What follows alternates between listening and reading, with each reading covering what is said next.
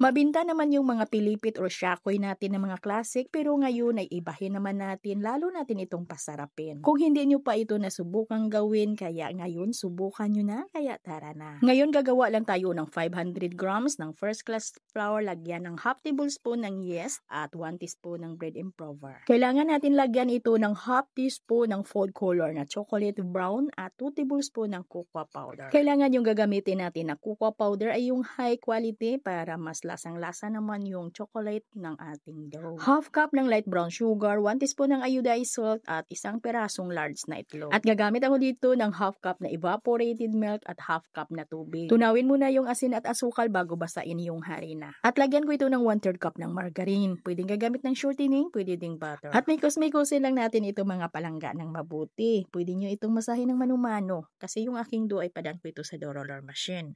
Masahin nyo lang ng manumano, basta siguraduhin nyo lang na makinis yung ating dough ha. Matapos ko yung pakinisan sa dough roller ay pinutol ko ito agad sa 30 grams. At pagkatapos putulin ay pahabain ko muna lahat ito. Pagkatapos pahabain ay agad ko naman itong ilombed. At yung pagsalansana natin dito ng mga plancha ay pahiran lang natin ng shortening, pwedeng margarine at pwede ding magdas ng harina. At nang sa ganun na hindi lang kakapit yung ating dough pag ito'y atin nang lutuin. At palsahin lang natin ito ng 1, 2, or 3 oras bago natin prituhin sa mainit na mantika. At madali lang naman itong lutuin ga. Balik-tarin lang natin. At regular lang yung mantika na gamit ko. At katamtaman lang yung apoy ng ating kalan dito. At ipagulong natin ito or yung gagawin natin dito na pangkot ay yung bread powder. Yung chocolate bread powder. At para kakapit dito yung ating bread powder ay pahiran lang natin ito ng condensed milk, yung ating mga shakoy. Kung meron kayong Jersey na chocolate condensed flavor, ayun na lang yung gagamitin ninyo. Kasi ako yung aking condensed milk na classic or plain